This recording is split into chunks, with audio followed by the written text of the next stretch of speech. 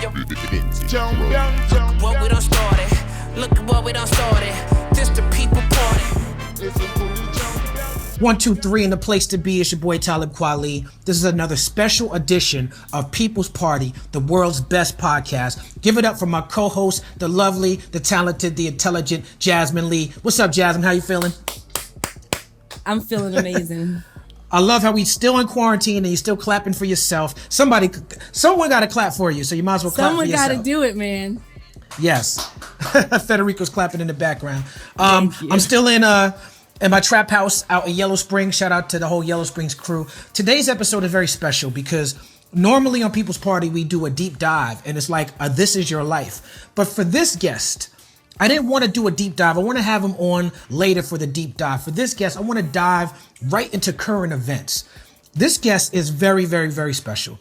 He is an Edward R. Murrow Award winner, a Native Son Award winner. Shout out to the great James Baldwin. He is widely respected in his field and amongst his peers. He's a trailblazer. He is the only black openly gay news anchor in primetime, a graduate of Brooklyn College, which is right in the neighborhood that I grew up in.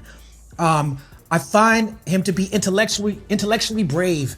His handlers weren't thrilled about him coming on the People's Party because of a public conflict that me and his brother had in Ferguson, Missouri, but he decided to come anyway. Much props for that. Ladies and gentlemen, I want you to give it up for Don Lemon. Lemon. What's up, Don Lemon? Hey, I'm happy to be here. I'm glad we're talking. I have no beef with you. I'm happy. I'm so happy to be here, and I'm happy we're doing this. And I'm proud of you. You said you have the best podcast. I would take issue with that because I think mine's pretty good too. So you want to smoke immediately, huh? We can share. We can share that. We can both have equally good podcasts. But honestly, thank you for inviting me. This is a long time coming, and I'm glad to be here. Let's do this. Yeah, I'm glad you're here too, and we're going to talk about your podcast as well. I want to start it off by talking about you talking to black NASCAR driver Bubba Wallace after the FBI said that the noose found in his garage was not directed at him. That was an interesting move to me because it felt like you were trying to take care of Wallace by giving him advice on social media, encouraging him, letting him share his story. Black men are often called the white men of the black community, which I think is a fair critique. But seeing that interview, for me, it was a reminder that black men are not actually white men and will never be white men. We are also a marginalized group of people and in constant danger. Why was it important for you to facilitate the conversation like the one you had with Bubba?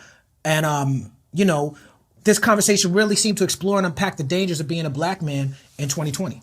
So let's go back to the first interview I did with him. And then this will bring us up to this one.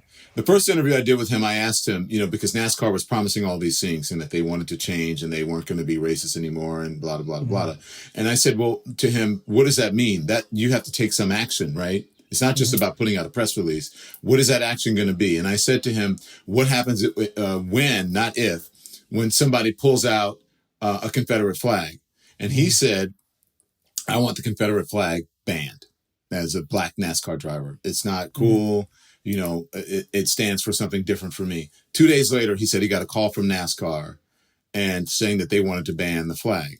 So, and then from there, they put him out front. He got so much flack, as you saw in that race that he did in Talladega in Alabama, because that flag was banned. All of those, whatever you want to call them, came with their Confederate flags on the car, right? And displaying them. Across the street from the venue. And then right after that, he got all this support, which was great. Publicly, it looked great. And then he got all the support, and then the noose thing came. And by the time he got to my show after this noose thing, the FBI had determined that it wasn't a hate crime. And Bubba Wallace was the one standing out in front on a ledge, doing all the interviews and getting all the flack. Right. While NASCAR, as supportive as they say they are, and I take them at their word, I didn't see the head of NASCAR on Good Morning America or the Today Show or CNN or on Don Lemon's show or on your podcast. I saw Bubba Wallace. And people are calling him a faker, a hoaxer, it was a hoax, on and on and on. And he's getting all the flack. And I understand that, and I know you understand that the rules are different for us. That especially the racists, they're out there. Every moment that they can prove that it's fake and it's not real, they're going to take that opportunity. So I was trying to stand up for him because nobody else was standing up for Bubba except for Bubba. NASCAR wasn't standing up. So I was trying, and he's reading social media. He's freaking out. People are calling him all kinds of names. And you know what they were calling him on there, comparing it to the Chicago thing where, that people didn't believe was real. And so I thought that, yeah. And okay, you can say it. And so I said, look, nobody's helping this brother. And there are some moments where we have to take care of each other as Black people, because we understand what someone else is going through, and the larger culture does not understand that. That's what that was all about. I was just being human. Right. That's right. I think it was good work. In a clip that went viral, you challenged a good friend of yours, Chris Cuomo, to not just say he's not racist, but to be actively anti-racist. You asked him to imagine you as George Floyd. Your quote from that interview was, "It is not incumbent upon Black people to stop racism. It is incumbent upon people who hold the power in the society to do the heavy lifting." Can you break down why it was important for you to have that public conversation with Chris Cuomo? Because I think that listen, people always say I'm not racist. I have friends who are Black and whatever. And that's true of Chris, and that's true of me. We're friends. We are genuinely friends. But I think that in this time that you cannot grow up in America and say that I don't have a racist bone in my body. That's right. If you come out of American soil, then you have a racial blind spot, or whatever you want to call it. Especially white people, because how could you not? The factory reset in America is whiteness. And considering what that whiteness means, when you look at the history of slavery and Jim Crow, who has access to housing, education, the portrayals of people in media, that is all the reset to that. When you get an upgrade on your iPhone, right? And they say, oh, you screw that up, go back to the factory reset. That's in America, that's whiteness. And so how could you come out of American soil and not have some sort of racial blind spot or some sort of unconscious bias? And so stop saying what I wanted to say to him and to everyone. Stop saying I don't have a racist bone in my body, because everyone does. And the moment you have to admit that you have the problem first in order to fix it. And then in this moment, which is about Blackness, this is not about all lives matter. This isn't about, there are poor white people. Of course, all of those things are important. But this is a moment about Blackness and what we do about racism as it concerns Black people in this country. Not all people, listen, quite honestly, not gay people, and I'm gay. This is about Black people and racism and the history of slavery in this country. So we don't want to all lives matter this. We don't want to very fine people on both sides matter this. This is a time to dig into racism against Black people, and the how it's going to get fixed is white people understanding that there is a problem, listening to Black people and believing them when they say these things happen, then having a conversation, and then taking some action every single day, like it is a disease, like it is a cancer, calling people out when they say things that are uncomfortable, making sure the company you work for hires people of color, making sure in your life you have Black people who come over to your house, who you invite to the movie, who you talk to on the phone, who you go to the car wash with, who you go to the gym with, who you go for a walk with, not just the Black people at work or your one Black friend. You have to be active. You have to be an anti-racist, not just say, well, I'm not racist. You have to make sure that you take some action. That's what that was about.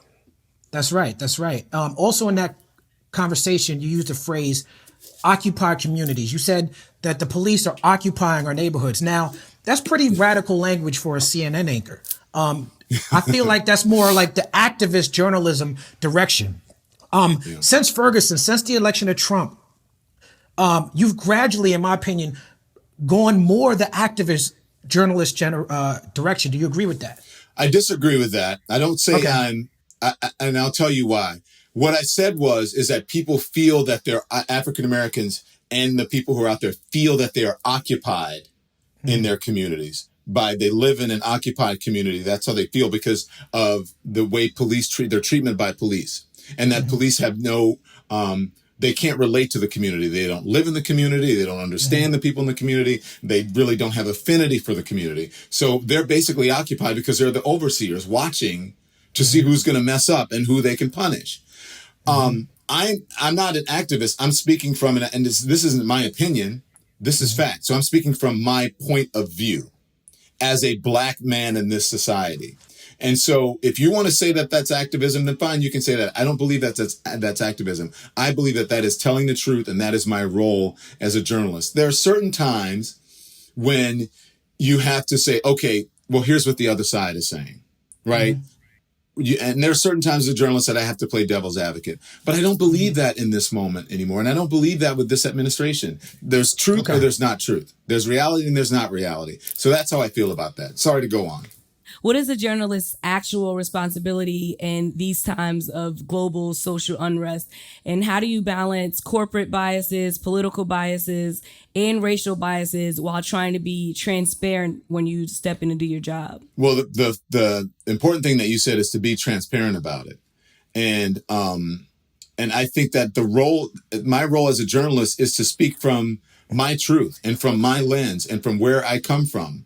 And I don't think those things are biases. I think those things give me expertise in this particular subject. Some people, are economic reporters, right? They report on the economy. They report on Wall Street. Our Dr. Sanjay Gupta is a medical doctor. He reports on medicine and science. I am a black man who grew up and who lives and survives and works in America. I have a certain perspective and a certain point of view, and I'm bringing that important part of the diverse culture of this company to the fore, and I should be. And so the people who don't want to hear that, who don't want to hear my truth, will say to you that I am biased. I'm not biased. This is my truth as a black man in America. And I don't worry about balancing and what people are going to think and whatever. I bring my truth to the fore, and that's what I'm supposed to do. Now, as a black man in America, I was very proud of you when you went on CNN and said, "This is CNN Tonight. I am Don Lemon. The president of the United States is a racist." I think that's one of my favorite things you've done. Another favorite thing that you've done, besides having that argument with me, of course, but is when you put that. I don't know why. I thought it was fine, and I was like, I hope this brother's not mad, but I think everybody honestly got something out of that. Something always comes out of those things. So well, I mean, you do media for a living, so I think you understood that moment. I was hot when that first happened, but ever since then, let me ask this question. You said, I want to quote you. You said you put your notes down. And you look straight into the camera, and you were talking about George Bush. You're talking about Barack Obama. And you said, by the way, what is it about President Obama that really gets under your skin? Talking about Trump. Yeah. Yeah, you said, is it because he's smarter than you, better educated, made it on his own, didn't need daddy's help, wife is more accomplished, better looking? I don't know. What is it? What is it about him that he's a black man who's accomplished, became president, that he punked you on the whole birth certificate thing? Just wondering. Were you trolling Trump in that moment? That was a read. Right. No, because that was a moment of authenticity. That was not written. That was not scripted. I was going through my show, and in that moment, Talib, that's what I was thinking. I said, I was like, what is up with this man? Why is he? What is it about Barack Obama that really get off of his, what is wrong? You know, and why? Did you see the memes of you with the ether hat on, like dressed up like Nas? I did. Did you guys see the guy? They put the beat behind it too. They did. Did you see the interpretive dance? There was a guy who did an interpretive. Oh, you got to look for the interpretive dance. Okay, you saw it. It was good. It was just honestly what I was thinking. And then I probably could have gone on longer.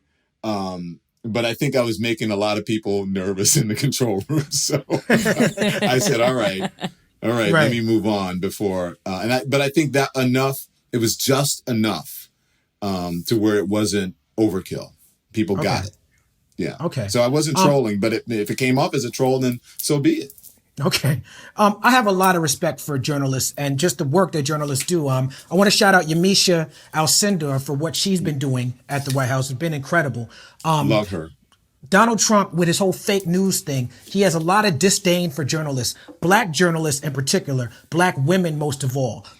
In February 2017, I saw Donald Trump disrespect black journalist April Ryan, and I felt like the other journalists in the room didn't have her back.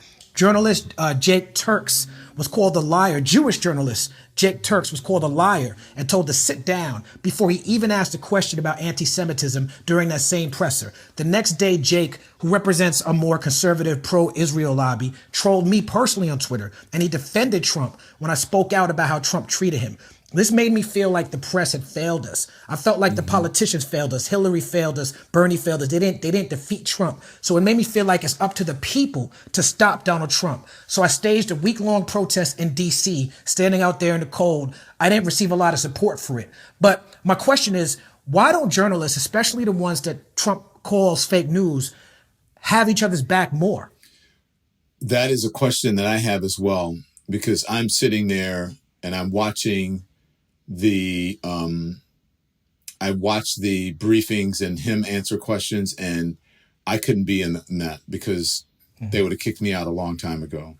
And maybe that's it, because maybe they're afraid of getting kicked out. Maybe they just don't want to cause trouble for their news organization. Maybe in some way they're embarrassed. But I think we're beyond that. And this is not a partisan issue for me. Is it not even an indication of how I vote or any of that. This is about truth, having some sort of dignity, treating the office with respect, and more than anything, treating your fellow Americans and human beings with respect. The president doesn't do that with reporters. He doesn't do that with anyone, and he expects us to write positive things or say positive things about him. And he says, you know what, everything is so negative. It is not. Journalists aren't supposed to write glowing things about the president of the United States. We're not cheerleaders for the president of the United States. We're supposed to, with a critical eye, question what the administration is doing, no matter who it is, and hold truth to power. That's what we're supposed to do. So I don't know why they don't do that, because if the person in front of me, before me in the White House briefing room asks a question, and the president or the press secretary or whomever either embarrasses or attacks that person or doesn't answer the question, when they say Don, I'm going to ask the same question as the person before me. That's right. That's to get an answer. And that's what I want to see more of. I don't know why. Or I will say, I relinquish my time to the person before me. Or, and if they say, well, I don't want, they call on someone else, I'll say, okay, well, I'll ask a question. And then I would ask the same question. I don't know why they don't do that, because I think that would be a way to show support. And I think that might make a difference with the administration. And we might get some more answers. I agree. In 2011, The Daily Show praised you for repeatedly going off script. Creative Loathing did a story about it. And they asked you what CNN wants you to be. And you said, I think they just want me to be a good looking black guy. I don't know. Juxtapose that with a more recent interview where you had with the LA Times, and you said you love what you do right now and you feel like you found your voice and your groove, and this is your time to be on TV. How have your feelings about your role and the role of journalists changed? Well, that was a different time. And both of those things I think are accurate, because that's how I felt at the time. Right. And I will say that since that time, we have gotten a new management. We've gotten a new boss, and CNN is a different organization, and a more inclusive organization, a more diverse organization, and an organization that allows its journalists to be journalists and to have a point of view. And I think once the new boss came in, who realizes that and who allows us to be us, I think that all changed. And I think right now, under the circumstances, I don't think we're ever going to get this opportunity that we have now, with people sitting at home with a pandemic, who have no other choice but to watch people. They watch two black men within a couple of weeks die in front of their eyes on TV. And so that's just in the recent moments. And if I can't be, That's just recently. And if I can't be myself and bring my perspective as a black man and as a journalist, I think I'd be derelict in my duty, first of all, as a journalist, and second of all, as a black citizen of the United States with full rights and privileges. And so I think people grow over time. People, listen, you grow into your role as an artist, right? You evolve, you become better, you become more comfortable, your voice gets stronger, you find your footing in your platform. And I think that is something that happens naturally. And that's what's happened to me at CNN. I sit in that seat every night and I say, this is my seat. This is my time. I'm going to take time. I'm going to say what I have to say, and I'm going to take my time and do it. I want to send a big rest in power, rest in peace to Mike Brown. Before we start talking about what you and me were talking about in Ferguson, the takeaway for me that I was most critical of myself is that our argument and our conflict may have in that moment overshadowed what we were there to talk about, which was Mike Brown and the police brutality. But I do want to give a bit of the backstory for that exchange. It's the most viral thing I've ever been a part of. You said that to me right after. You're like, this is going viral, right? You rolled up on a skateboard. I thought that was down to earth, but that's the backstory for why I was like, when we was arguing, I was like, yo, you skated up here, so people don't know that you showed up on a skateboard. But the producer had told me I was going to be interviewed by Anderson Cooper. And for that reason, I was surprised when you showed up and they said, do you mind being interviewed by Don Lemon? I didn't have an opinion on you at that time, but I knew you were a black man in the media, so I was excited about that. But I feel like both of us were put in a very high pressure situation. You coming in to do something that Anderson was about to do, me not knowing anything about you. During our argument, after mentioning that you didn't greet me before we went on air, I took offense to the statement, I invited you to the show. Knowing the backstory, I didn't quite love the implication that you invited me to the show directly, which is why I stated that. But unfortunately, again, me saying that, I think distracted from my actual point and took away from the focus of Mike Brown. What's your thoughts on that? Well, I agree with you. I think that the same thing in this time, that we don't need two black men fighting who have platform. We need to have unity and speak in one singular voice. Not that we can't have different opinions about things, but when I say one voice, I mean we need to be supportive of each other, because there's power in numbers and there's power in communities and strength and all of that. But so I'm glad you said that, because I didn't think that you understood the backstory for me. Okay. Because, from what I could remember from that moment, I think I found out like maybe 30 minutes, if that far, before the interview, because Anderson was stuck at another interview and they called me. I was on another story and they said, because the whole Ferguson thing was so stressful between live shots and shows, I would just skate to try to get my head together. Like, this is so deep. And I would just skate. But I was actually at another interview and the skateboard was a mode of transportation to get there fast, so that I could do this show. And quite honestly, there were people who were behind the scenes who weren't sure if they wanted, they thought, ooh, I don't know if we want to have him on, blah, blah, blah, blah, blah. And I said, yes, I want to hear his voice. And so they called me late to do this thing. And so my work is in this phone. So I'm going over the research about you, what you said, what you wanted to talk about, the rundown of the show, who's on, who's my producer. I'm looking at that in my phone. So when I rolled up, I said hello to you. I probably, I could have been like, oh, get a big hug or whatever. But in my head, I'm like, I got to get the show. I got to get my IFB on. I got to get hair and makeup. I got to get all this together. And so I'm thinking, and I'm looking at my phone, not out of disrespect, but out of respect, because I'm trying to make sure that I tell your story in the best way possible. And so I agree with you that it was distracting. It caused me a lot. I got disinvited from the cookout because people didn't understand where I was coming from. But that whole time that we were doing that, people were in my ear going rap, rap, rap, and I'm saying, no, I'm not. I want to thank you for that. This is good. I want to thank you for that, because I was heated in that moment, but I did acknowledge, and the moment when the conversation changed is when you said out loud to the producers, hang on, this is important. And when you said that, it made me feel the same way I felt when I just described you taking care of Bubba Wallace. I said, okay, we're back on the same page now. Even though we might disagree, even though I'm still hot, at least I know that we're on the same team now. You know what I'm saying? I knew you were hot, and I wanted people to hear that. And there was only one thing that I think that you said something, and I said, and I wanted you to, I was saying it because I wanted you to go on and explain your side.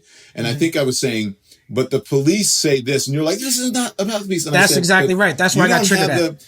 Yeah, but but that's what you could, but anyway, it's water under the bridge, but you could have said like, I was trying to give you an opportunity to state your side. So I understood that you were angry. Listen, and that I've got the skin of an armadillo. That goes with the territory. But I think people got a wrong impression about me after that interview that wasn't necessarily true, but it is what it is. Here we are. I'm cool. And I think you are too. I'm glad you brought up the police thing, because that was definitely it. I felt like, I was on there to share my perspective, and I felt like CNN and the media, and I felt like you were proud of the work that you were doing there, right? So when I criticized the media, you're like, well, hold on, we've been doing this work and that work. No, but that wasn't about me being proud. I'm glad you said that. I was proud of the work that you were doing. I was trying to give you an opportunity to be heard. And I just think that there was tempers were flaring and people were so emotional and so angry. And I understand that you took it the wrong way, but that's okay. I'm cool with that. And still, I wanted to allow you to, because they had been rapping me for a long time before I said, hang on, this is important. Right. By the time it gets to me saying, hang on, this is important, that means they're like, rap. That means like a manager has come in the control room and said, wrap this up right now. Right. But anyways, I appreciate that. And listen, you don't have to explain yourself. You did what you did. I did what I did. It's out in the ethos and it's gone. You're a black brother. I love you. I love that what you fight for and what you stand for and what you've done. And I respect that. That's water under the bridge, brother. We're here right now meeting and talking. So that's it. I appreciate the love and I return it. Now, brother, Omar Jimenez, is that how I say his name? Yeah. That brother was doing the same job you were doing in Minneapolis that you were doing in Ferguson. That brother got arrested. I saw him get arrested live on TV. I almost got arrested in Ferguson. I don't know if you saw that when the cop pushed me and was telling me to get back. And then I think the only reason then that I didn't get arrested is because he saw that I was on live TV and I was like, I'm on live TV and they keep pushing me back. I think that was the only reason I didn't get arrested, but he got arrested. He handled himself very well. Sorry, go on. No, but I saw the parallels between what happened to him and what our exchange was about. A friend of mine, photojournalist Mel D. Cole, was recently assaulted in Philly while he was documenting these things. You said in the conversation with Chris Cuomo, I do live in Harlem, but I'm lucky enough to have this job that protects me. Journalists have a protected status that you recognize, as do celebrities. But do you see that protection sort of ending in this Trump administration? Yeah, because institutions are under attack. And one of those institutions under attack is journalism. Because, and he will say that we are fake and we're enemies of the people. When the truth isn't on your side, that's the sort of thing that you revert to, is by trying to demean the messenger. Right. The person who is telling the truth. And so, yes, I think that protective status that should be around journalists has been whittled away by this administration. That's a very simple and honest answer to your question. Yes. Okay. And that's dangerous. Yes. Jasmin, you had a question about the podcast? Yes. We have been listening to your podcast. Silence is not an option. Silence is not an option. It is not. And it feels like you have the desire to take some of these conversations from the heated newsroom environment where you can slow it down and intellectually debate or discuss these ideas outside of the news cycle. Why is that so important in an era when so many ideas are at surface level? Because I can't get to everything that I want to get to on my show. And that's why I'm doing this, because I have so much to say.